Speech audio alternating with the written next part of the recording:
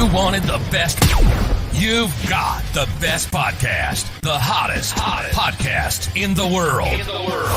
The Chris Voss Show, the preeminent podcast with guests so smart you may experience serious brain bleed. The CEOs, authors, thought leaders, visionaries, and motivators. Get ready. Strap yourself in. Keep your hands, arms, and legs inside the vehicle at all times, because you're about to go on a monster education roller coaster with your brain.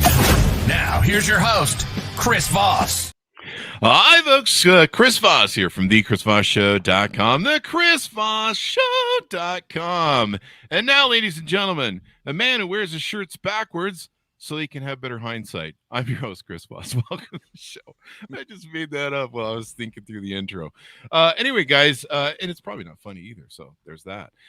Anyway, guys, you know the drill. We've got an amazing author on the show. Mike Rinder is on the show. He is an escaped Scientologist. Is escaped Scientologist the proper term? But he has escaped, and we have him. We've trapped him on the show for 30 minutes. So his escape is short-lived. No, we're not putting him back into the cult. But anyway, he was very popular. We did the pre-announcement on the show. And, well, you've had billionaires on the show, actors, actresses, musicians. I mean, Dave Navarro was on the show. He wasn't this popular.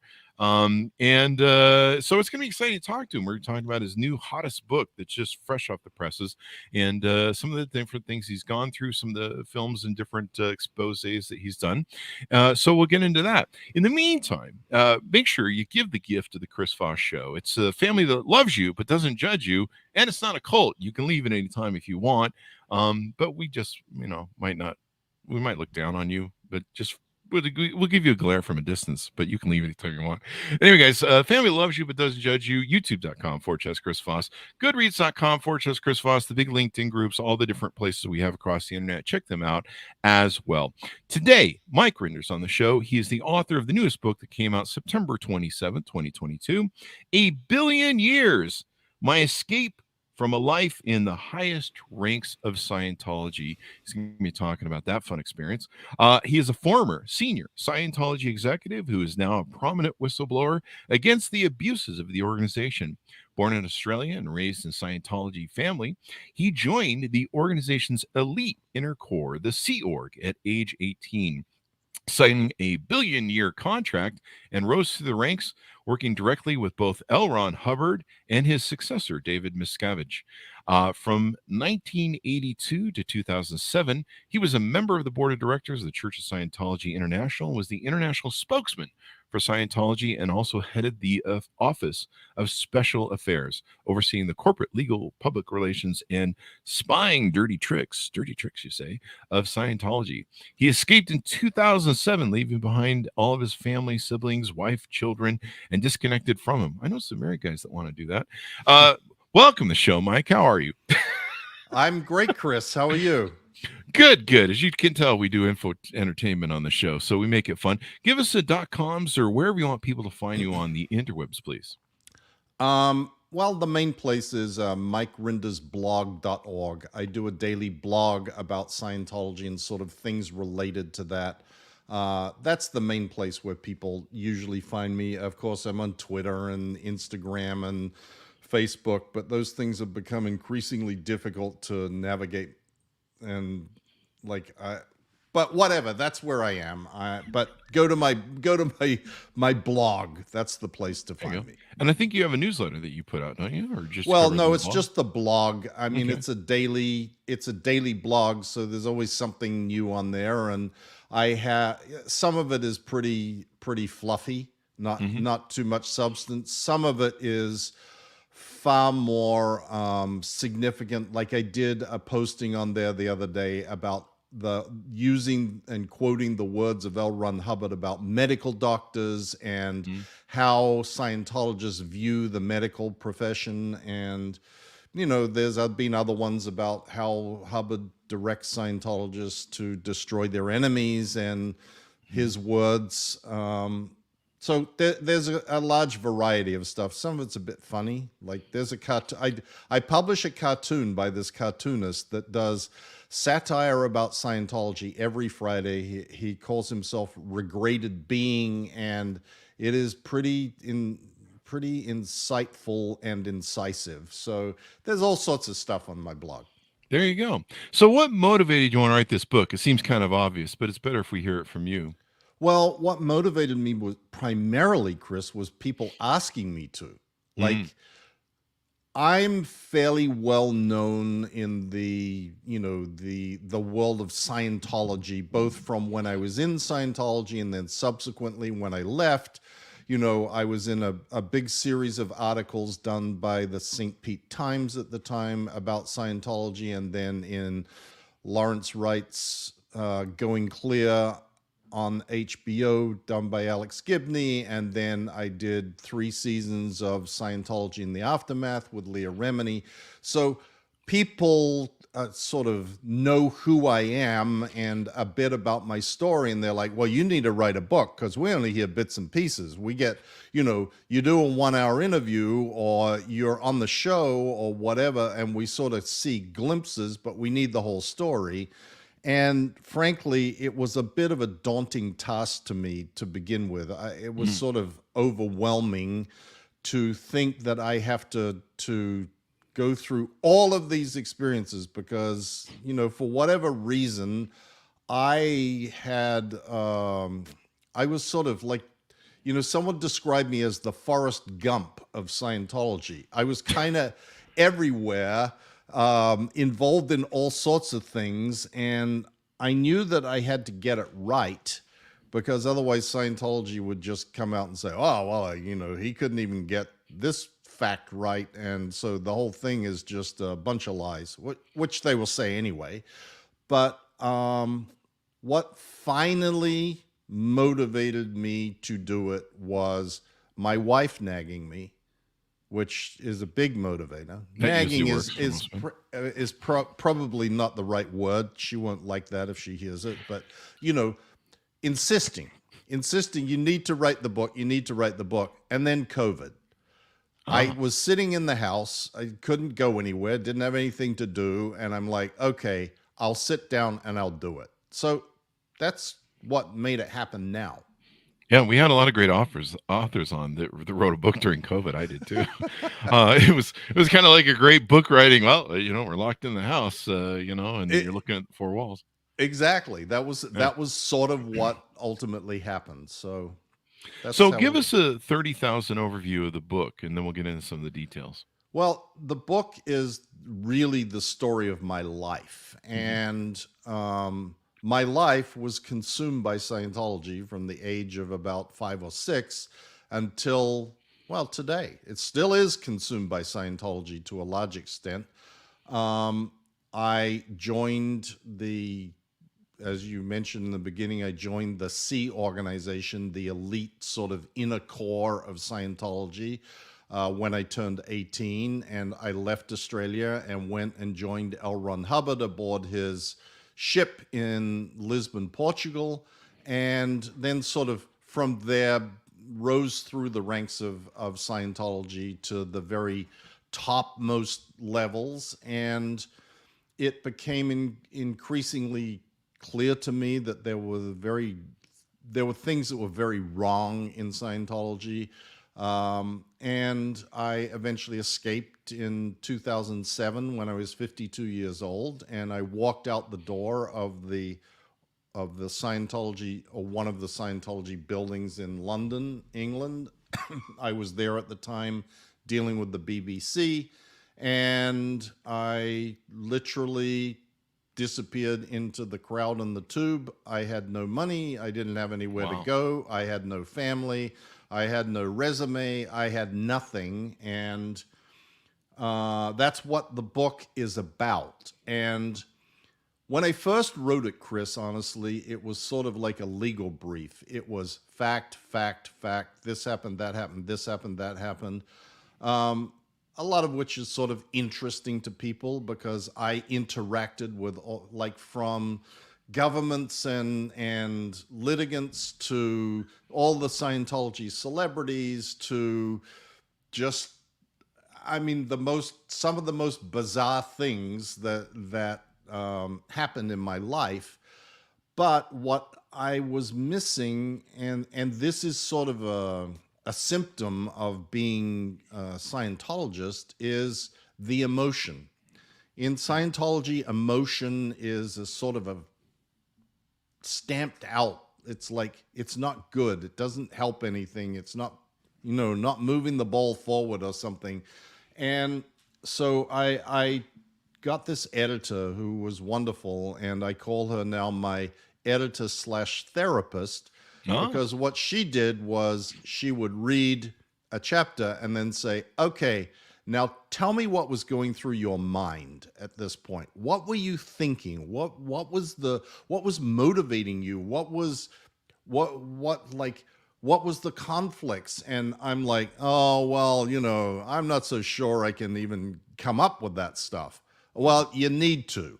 And so she really pushed and prodded me to dig into my sort of innermost feelings and thoughts and thought processes. And so I have hopefully managed to describe how one gets involved in and sort of stuck in an organization like Scientology, which does tremendous harm to people and abuses people. And yet I was a part of that. And how did I get there? And why did I stay for as long as I did? And what motivated me to finally leave? And then what motivates me to speak out about it now? So you asked for a 30,000 foot. I probably dropped to 5.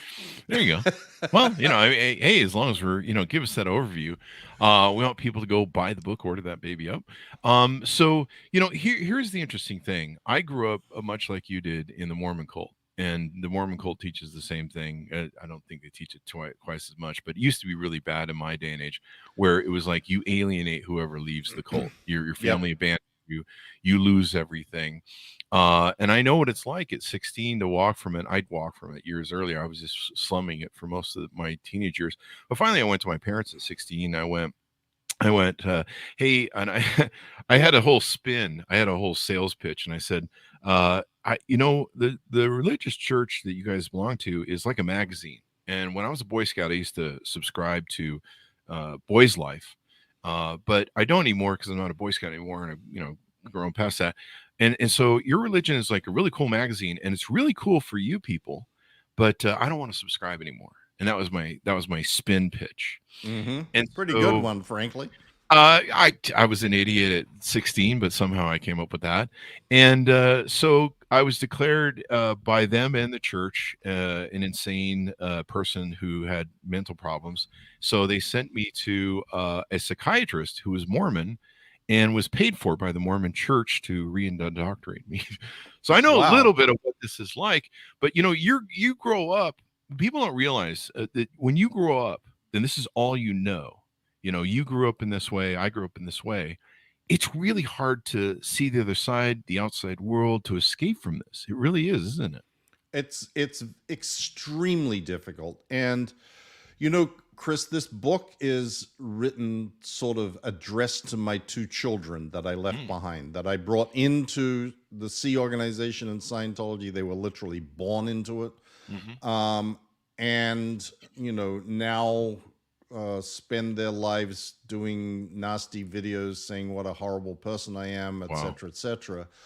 And that came about from some wonderful advice I got from Larry Wright, who became, someone I consider a friend after we worked on his book and then the HBO doc.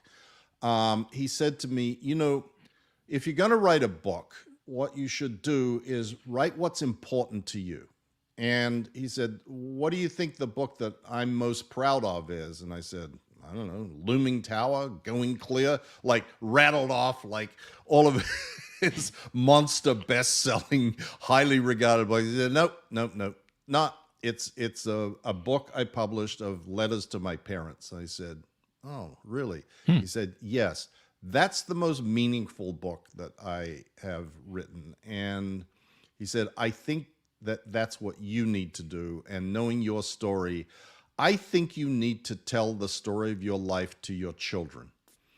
And So there is an introductory letter to my children at the beginning of the book, and I'm getting back to the point that you just made, and I say to them in there, look, you probably think I'm the devil. I'm sure you do, and I'm sorry for putting you in the circumstances that you're in where you know nothing else.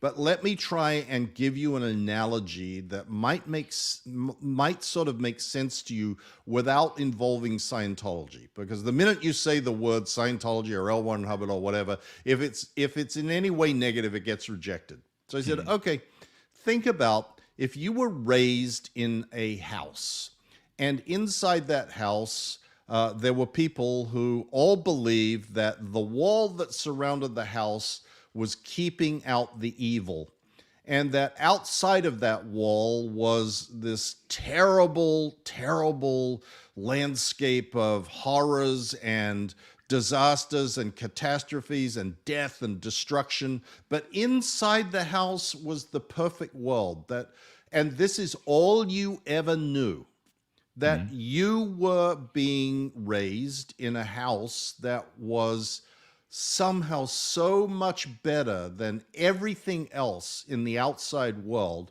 it would be very unlikely that you would try and go and jump over that wall. Yeah.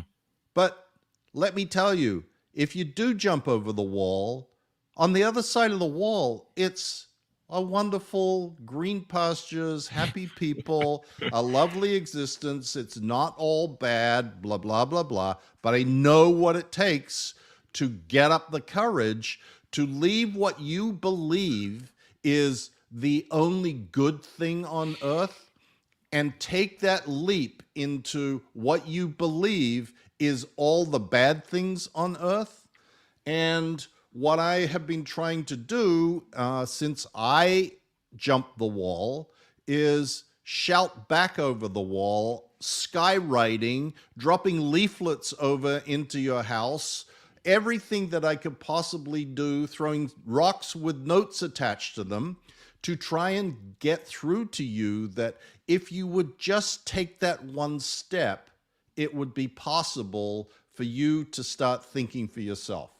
And that is probably the best way I have of describing and trying to explain to people the mindset that if you have been inculcated with the belief that stepping outside of our world, whether it's the Mormons, the Scientologists, the Jehovah's Witnesses, the Temple of God, whatever, anything, you are going to, die an eternal death of pain and horrible things are going to happen to you. It's really hard to get someone who has been, that's their only view of the world, to see anything differently. Yeah, they that's the only thing they know. I think Starbucks has the same mantra. No, I'm just kidding, Starbucks. We're just doing jokes on the show. Don't drink other people's coffee or else. I grew up with the same thing. Everything was evil. Everything was damnation. The world was evil. People were evil.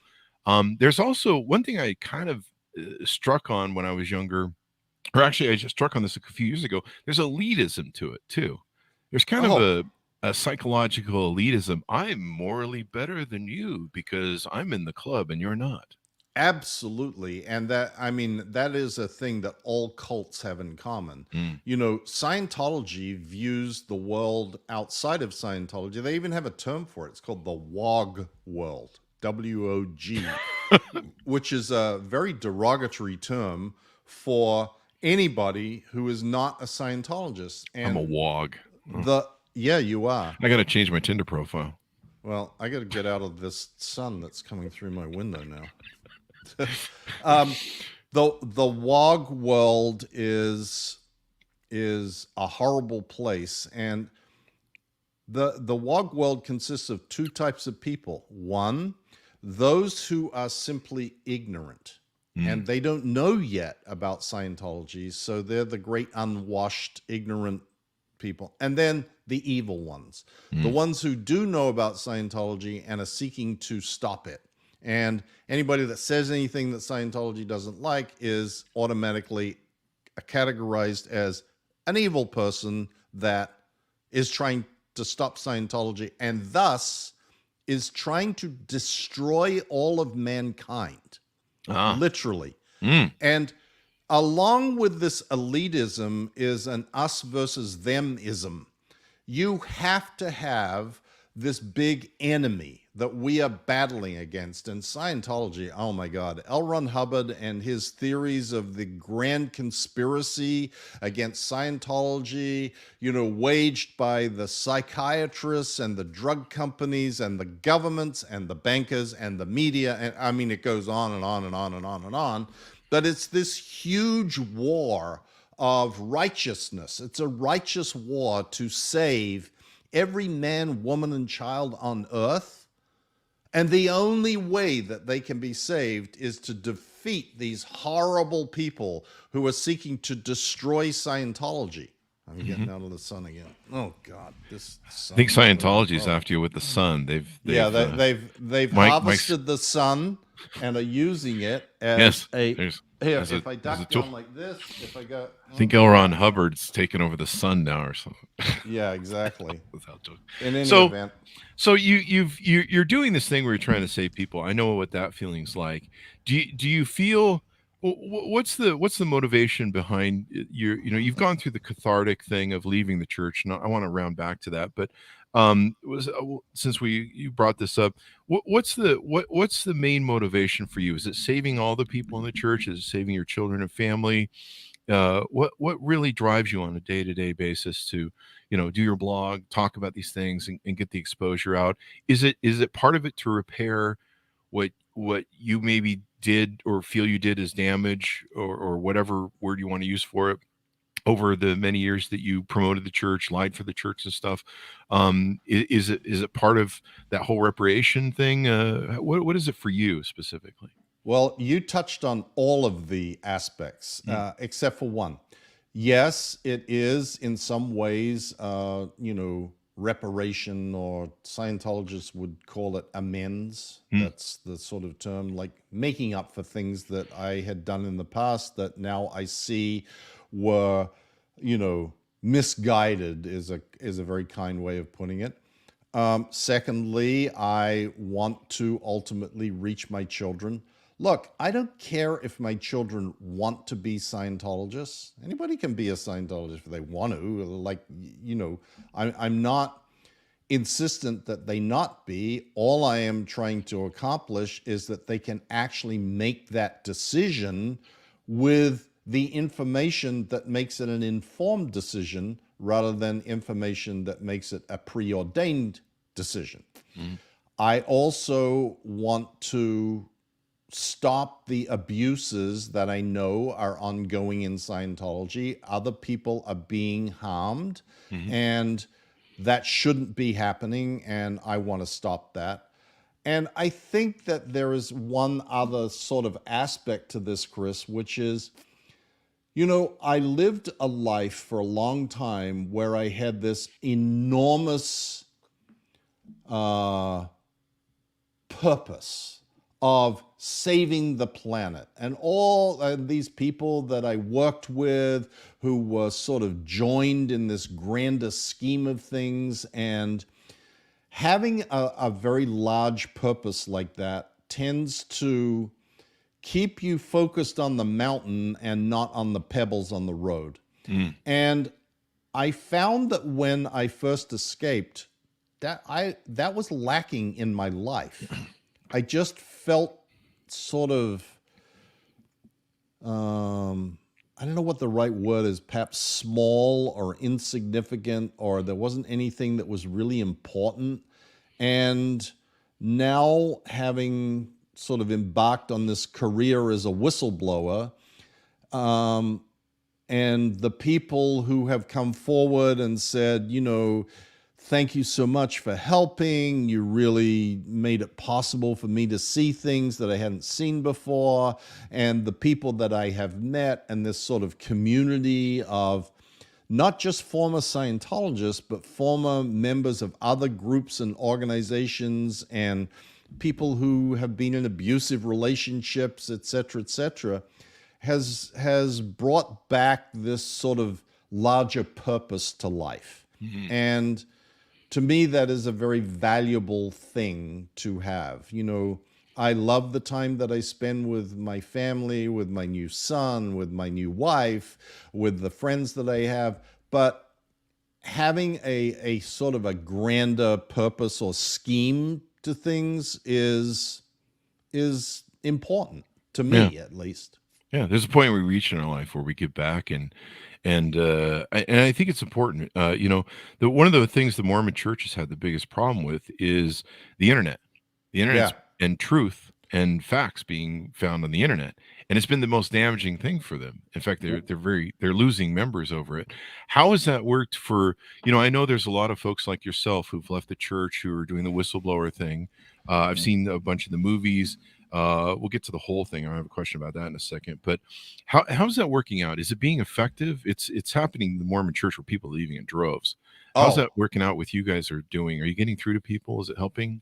Absolutely. I mean, I say often, Chris, that the information is the poison that kills cults. Mhm. And information nowadays is so readily available. I mean, certainly you have to be a little discerning about what information you get off the internet, because there's a lot of false information there too. Or Twitter. But, Excuse me. yeah.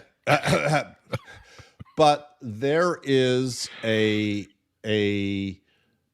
rapid, absolute decline of Scientology, coincident with, you know, the sort of birth of free speech on the internet in the 90s.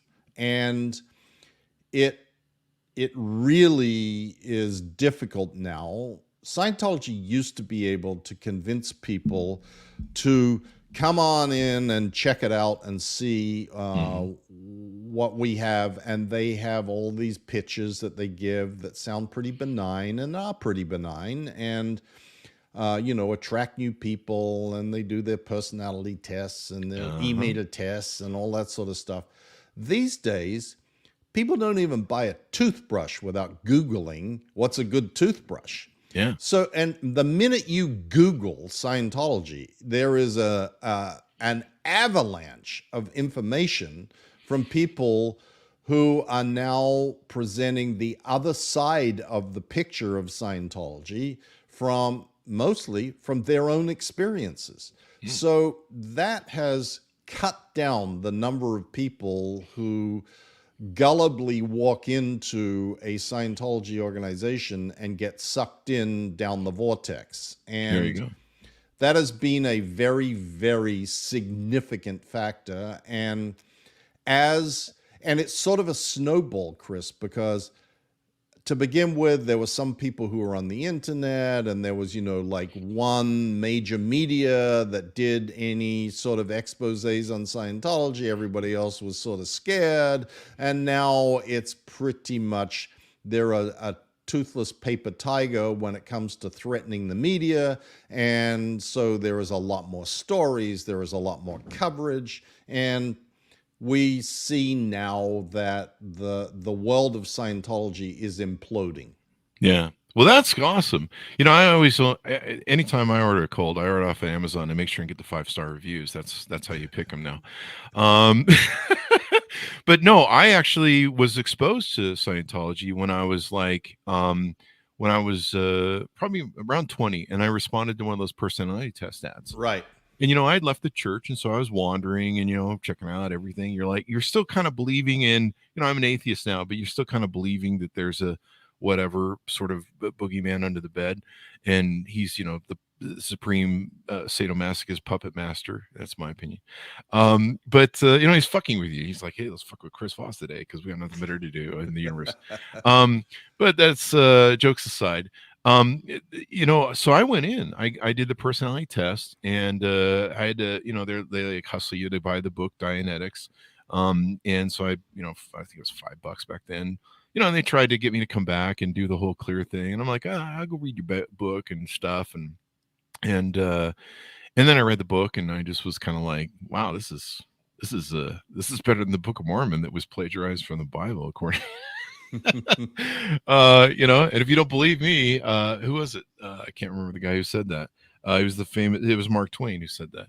I went through that whole thing. And so I'm glad you're cutting that off. Are people leaving the church too? Are you getting through to any of them? And what was the breaking point for you? You left the church at 53. Did it take years where you started to have like a breakdown where you're like, this stuff isn't adding up, I'm sick of this, whatever? Or was it one big thing? No. It was a long period of slowly waking up, and they say that expression about the straw that breaks the camel's back. Well, there is a lot of weight that loads onto the camel before the straw finally drops. And that was what was happening to me. And that's what I describe in the book. This happened, but that wasn't enough to get me to walk out the door. This happened, but that wasn't enough. This happened, but that wasn't enough. This happened. And then the final thing was I had been sent to London by David Miscavige to stop a BBC Panorama show being done by John Sweeney, a reporter who was a very courageous, very almost nutty courageous guy, who has become a dear friend of mine subsequently. But I failed to stop the show. And though John Sweeney was intent upon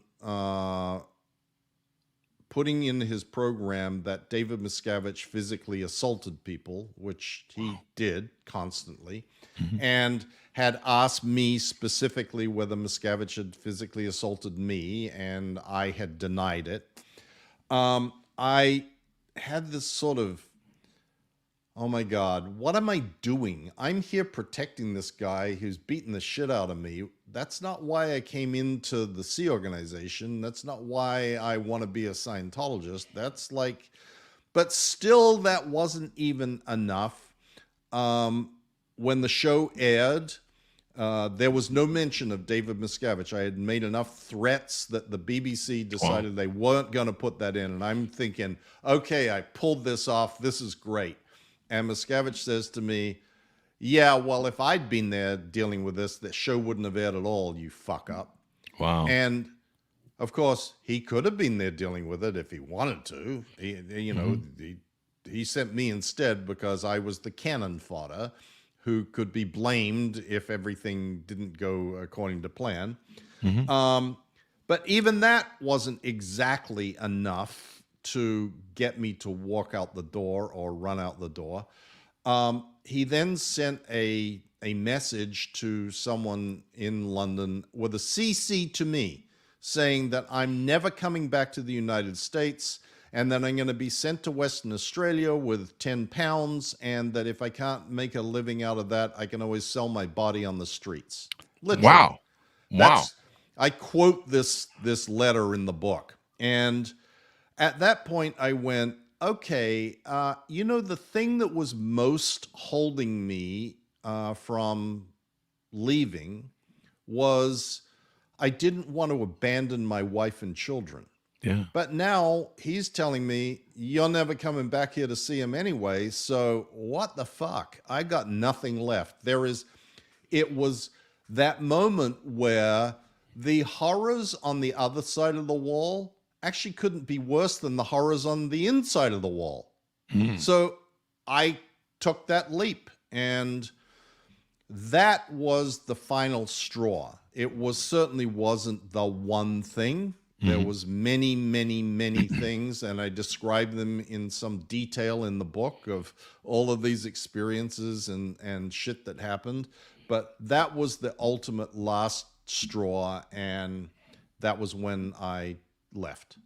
When the horrors of the outside or the inside become worse than the horrors of leaving, that's how a lot of these cults work. I see this in the Mormon Church. It has a huge LGBTQ suicide rate, Right. Because they're very anti-LGBTQ, and when these young boys, men, girls leave, they're alienated from their family, and so you lose your family, and usually it's a very young age when they're coming out, and they're still building their identity just as a self, as a human being, and they'll have incredible suicide rates because you don't have anything, and that's what you left with at 53. You literally walked out the doors with nothing, which is, it speaks to the power of where you were at that point with that organization, that it was better to leave with nothing and go through a cathartic crisis in your life than to stay. And Yes. and even losing your family. Did you try and take your wife and kids with you to try and convince them to leave as well, I imagine? Well, okay, here is how it works in Scientology. Scientology is a snitch culture. And if anybody says anything, you're immediately reported, even your spouse, your children. If you say anything, of course, I was in a difficult position. I was in London and they were in Los Angeles. So I couldn't fly back to Los Angeles and go try and grab them. So I figured, okay, I will get away and then I will reach out to them and try and persuade them to come and at least talk to me. And, it's a bit of a circuitous story, but ultimately I wrote a letter and I said, hi, I'd like you to my ex-wife and to my children, said, I'm here with, actually at the time I was living with David Miscavige's brother and his wife, who were my oldest friends from the Sea Organization, and they had left previously. Oh, really? And so I was at their house, and his wife was very close friends with my wife. We were all exceedingly close. And she said to me, you've got to get Kathy, which was the name of my wife, and Taryn and Benjamin, my children, to come here so that we can talk to them. And I said, Biddy, this just isn't going to happen. They're never going to come. If I write to them, she said, I think that it will. You got to write. So I got a handwritten letter back from my wife in, like a week or two. And the opening line was, Dear Mike, I received your letter. Fuck you. And wow. I will inform the children divorce papers are en route. And that was basically the extent of it. I also quote that in the book. And it was sort of what I expected, but the finality of it and seeing it in writing was pretty devastating. And that's why this book is, and I say at the end of the book, listen, if you guys ever show up at my door, like I showed up at the door of Ronnie and Biddy or my other friend, Tom DeVocht, we welcome you with open arms. You are always welcome. Come knock on the door. We will find somewhere for you to live. You can live with us to begin with. We'll find somewhere. We'll get you a job. We'll do whatever we need to do. There is unconditional love available for you here. And this is something that cults don't believe in. They do not believe in unconditional love, because unless you're in good standing with the cult, that love is terminated. Yep. So it is not unconditional. It is absolutely conditional love. You are loved conditional upon you staying in step with the cult. And that is something that I have come to learn is incredibly valuable in life. Unconditional love. And that's what I hope someday my children and even ex-wife or brother and sister or whoever it is comes to take advantage of. There you go. Well, it's good to put the doorstep out there and with the welcome. And people go through life and they go through cathartic moments that make them question their beliefs and their realities. I've been through a couple of mine, and then they wake up sometimes, or they start, there's cracks that develop. So it's good that they're there. Do you talk in the book? To me, L. Ron Hubbard is one of the most curious curiosities of anything. You know, I've read the stories of how he used to just pump out books, like a penny per word, I think it was, or something along those lines. And he used to do this a lot until he figured out, and I think he even states that he figured out that, a better way to do is make money and build a religion. In fact, when we built our empire of companies, we used to joke about how we should make one of the companies a religion so we could get write-offs. And do you write in the book about what he was like? How much exposure did you have to him over the years? Well, quite a lot. And I write about him. And, people often ask me, so what do you think about L. Ron Hubbard? And I think that L. Ron Hubbard was a storyteller, which is a very kind way of saying liar in some respects, because he told a lot of stories about himself, and stories like he was a storyteller that made a living out of, as you say, writing pulp science fiction. And he was moderately successful, never a huge star, but he kind of made a living. And, there was a dispute about whether he made the statement, why write for a penny a word when you can, create a religion and that's how you make real money. The truth of the matter is, it doesn't matter whether he said it or not, he did it.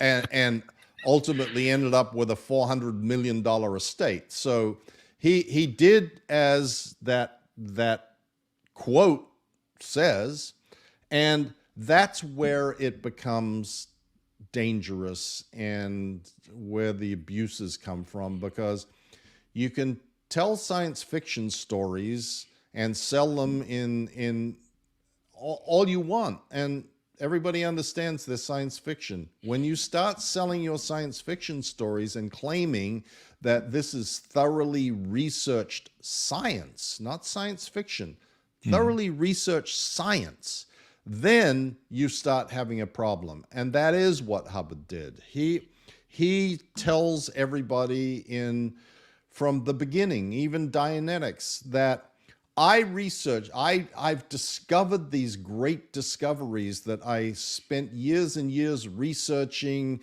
and testing and proving, and these things absolutely work 100% of the time if you do exactly like I say. And Dianetics offers to cure all disease, all psychosomatic disease, all mental problems, misemotions, upset, stress, everything, and turn you into a perfect human being. In fact, Hubbard called it a homo novus, new man. And that as a clear, you will have a perfect memory, you'll never get a cold, you'll be able to see perfectly, you can throw away your walking stick if you're lame, throw away your glasses if you're blind. All of these, and they are in Dianetics, Chris. And it's a hell of a panacea. Those things are promised. And I should have finished reading the book. Yeah, you should have. This is an exact science that's proven and blah, blah, blah. The problem was that those things couldn't be produced. Like, it's great to go out there and say, oh, Chris, if you buy my bottle of elixir, I will cure you of your, hair loss. And you may get a bunch of people to buy it. But when their hair keeps falling out, you got a problem. Yeah. So Hubbard solved that problem of there is nothing that you don't actually achieve what he claimed in Dianetics by saying, oh, I've done some more research. I further investigated and developed, and ultimately that's what Scientology is. Scientology is now, Dianetics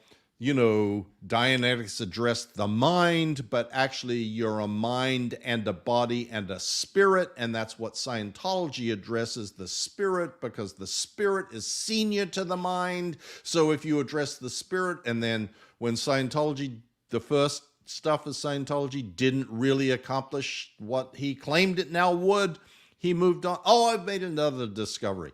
That process carried on all the way until the day he died. He was coming up with new things to invent, or inventing new things with new stories about how this great research has been done that now will accomplish what I said you would accomplish back in 1950. And it's still not accomplishable, but there is still the promise in Scientology that there is more stuff that Hubbard developed and more research that he did that has not yet been released. Yeah, that's right. They drop the releases, don't they? It's coming. It will be here. So don't lose faith. Don't lose faith. You know, it's like the Jehovah's Witnesses and their Armageddon and the end of the earth. And, you know, it's going to be in 1974. And then when it doesn't come, well, that was just a test to get prepared. Okay, it's going to be in 1993. Oh, and that happened. Oh, no.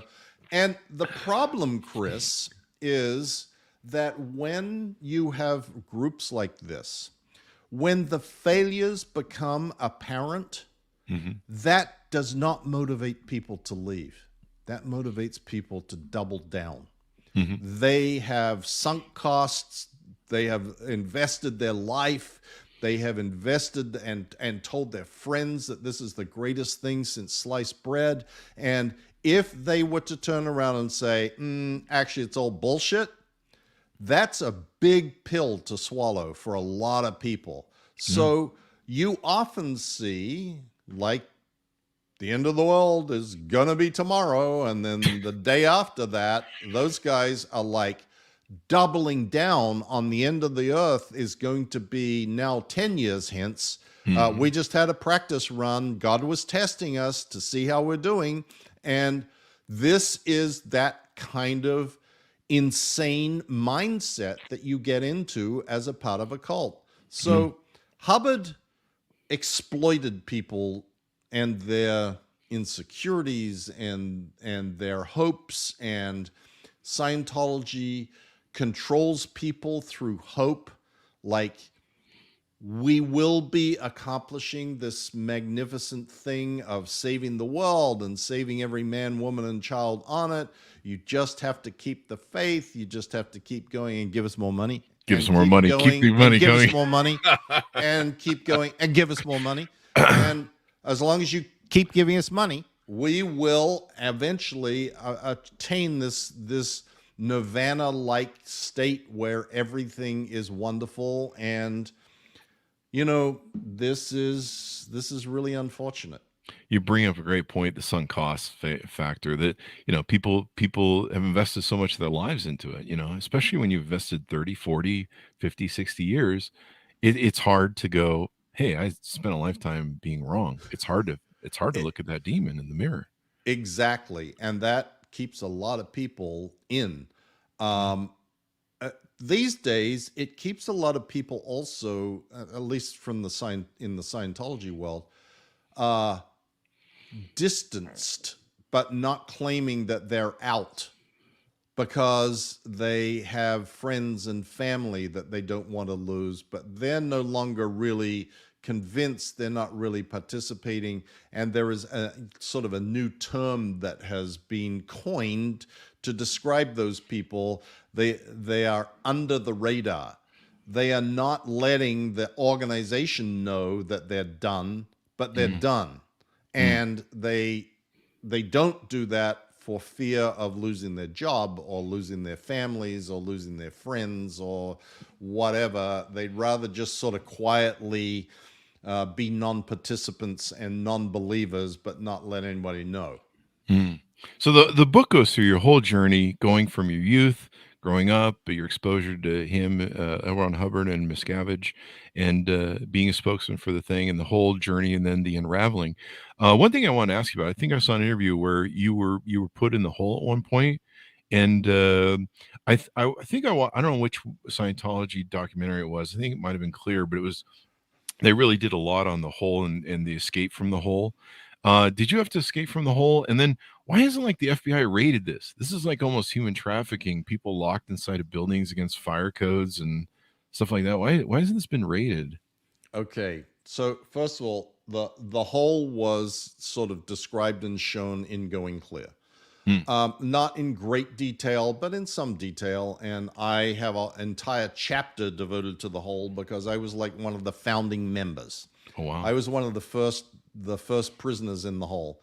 And I did not have to escape from the hole because I was this very sort of odd person that I would be in the hole, and then Miscavige would have some catastrophe that came along, and so though I'm supposedly one of the worst people on earth, I would get taken out of the hole to go deal with the catastrophe. Like I would be, I flew to New York out of the hole with a escort guard to make sure I didn't escape, to appear on the Today Show with Katie Couric, and then I went back. I would have been sneaking notes to Katie, going, "Help, free me." But your family and your children are technically hostage at that point. And that's what I describe in the book. This sort of like, yes, the push and the pull of, oh my God, this is insane, but what am I doing and why am I going back? But if I don't go back, this is what's going to happen and blah, blah, blah. Anyway, but I forgot the second half of your question. Why hasn't this been raided by the FBI or something? I mean, just the fire codes alone. That's the question that's a question you got to ask the FBI, because it's not from lack of trying to provide them with the information. And, you know, I also described that in some detail in the book. You know, one thing that was a very significant event in the history of the United States government and cults, or religious organizations as they like, or new religious movements as they like to be called, was Waco. And Waco had a huge impact on the government and their willingness to entangle themselves in cults or religious organizations. And though that's not the entire reason, it certainly is a factor. And the difficulties, you know, this country has built up a lot of jurisprudence over a long period of time with respect to the First Amendment. And unfortunately, the legal system is weighted very heavily in favor of those who have money. The scales of justice are not equal. The guys with the big bags of gold, the scales of justice tip very heavily in their favor. And typically what has happened over the years, people have sought to sue religious organizations, whether it's the Catholic Church or the Mormons or Scientology or whatever. And typically those are the little guys, the individual who has been abused and harmed by those organizations. And the organization goes out and hires 20 lawyers from, you know, the big expensive law firms, and they fight until the death and ultimately often prevail. And that has created a body of law that is very, very favorable to the, quote, First Amendment rights of religions, and very, very unfavorable to those same First Amendment rights that the victims have. People tend to forget that victims in these cases also have First Amendment rights. Yeah. They have the right to choose or not choose. But the way the law has been developed, you sort of get stuck in this, well, if you were a member, then you agreed to whatever their crazy rules and regulations are, and we're not allowed to intrude into making any decisions about whether they're right or wrong. And it goes all the way to the point of committing felonies. And I know that you're saying, well, that's, you know, a fire code violation or whatever. The trick of it is that there are all these loopholes in what you know, consent and all this sort of shit. Anyway, I don't want to get into it. I talk about this at some length in the book, and I talk about it on practically every podcast I do, and I've covered it extensively on my blog about the problems with the First Amendment and protecting individuals from being abused by religious organizations, because the law favors the organizations not the individuals. Yeah, money rules this country. My last question for you, really quick. Tom Cruise, is he? It seems like he's a great poster boy for them. I was reading something in the New Zealand thing that he might be kind of wandering off from the church. I don't know if that's true or not. I've been outside the Hollywood thing. We had lunch one time at this great chicken place that was right across from the Hollywood Scientology thing they have for all the actors and stuff. Yeah. And we went wandering the outside of the walls because suddenly I was doing a lot of jokes as a comedian. I'm like yelling over the wall. I think at that time he was married to that one chick, and they finally broke up, the brunette actress, and we were like yelling over the wall, going, "Hey, well, come on, jump the wall, we'll save you." And I was doing shit like that I do as a comedian. And we tried to take pictures, I think, at the gate. And I can't remember if there were armed guards that had stuff over their shoulders or not, but they definitely threatened us. They were not happy that I was trying to take pictures and being an ass outside their wall. Well, they don't send armed there. They don't have armed people. They have mace, and they have walkie-talkies, and they have billy clubs, but they don't have guns. The guns are inside. They, if something happens, they'll come running out and they'll suddenly find a gun. But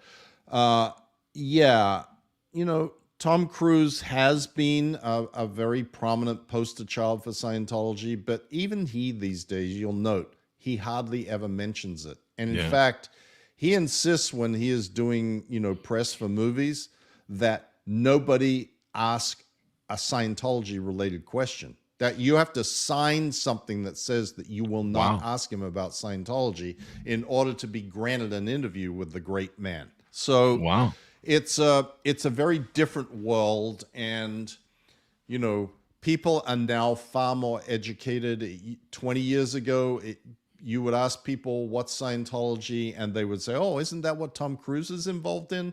Isn't that the Tom Cruise religion?" These days, you ask people what is Scientology, and they'll say, "Yeah, I watched The Aftermath," or "I watched Going Clear. That cult sucks." Yeah, people love it too. They love the intrigue of it. I think that was the thing. I was like, holy shit, people like this. It's like CSI or one of those murder mysteries, 48 hours. They love the intrigue of it. Like I said, with Mormonism, the FDLCS, is that what it is? The fundamental FLDS. My business partner married someone in the who had escaped the cult of the FLDS, and he would house members, teenagers that would usually escape, and some would stay out, some would go back, and he was on Dateline with it. And it was interesting. You talk to some of these young people, and they would be going through the thing. And I mean, to me, somebody needs to pass a law that you don't indoctrinate children in religion. But I live in a world of fantasy, so what do I know? But it's been wonderful to have you on, Mike. It sounds like an amazing book, and it's going to be a great beacon to tell people about cults, teach people about cults and the Scientology and what the truth is.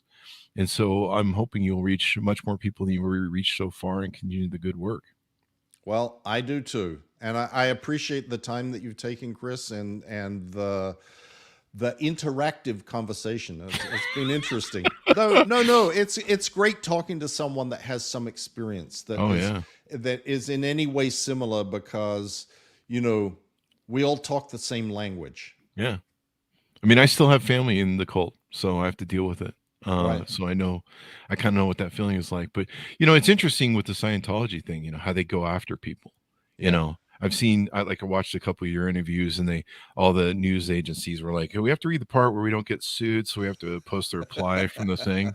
So I'm just waiting for my email to come with the D&C, or what is it, C&D, from the cult. So there you go. Anyway, Mike, thanks for coming on the show. We really appreciate it. Give us your .com so people can find you on the interwebs, please. MikeRindersblog.org.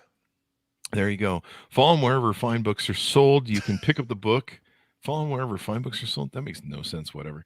Anyway, order his newest book wherever fine books are sold. Remember, stay out of those alleyway bookstores. You might bump into Tom Cruise. A Billion Years, Escape from a life in the highest ranks of Scientology. This just in, Tom Cruise will not be on the show. He's canceled this thing. September 27th, 2022. Mike Rinder. He's not that great of an actor anyway. Thanks for coming on the show, Mike. Thanks for tuning in. Go to goodreads.com/Chris Voss, youtube.com/Chris Voss, linkedin.com/Chris Voss, until the lawyers shut it down. Thanks for tuning in. Be good to each other. Stay safe, and we'll see you guys next time.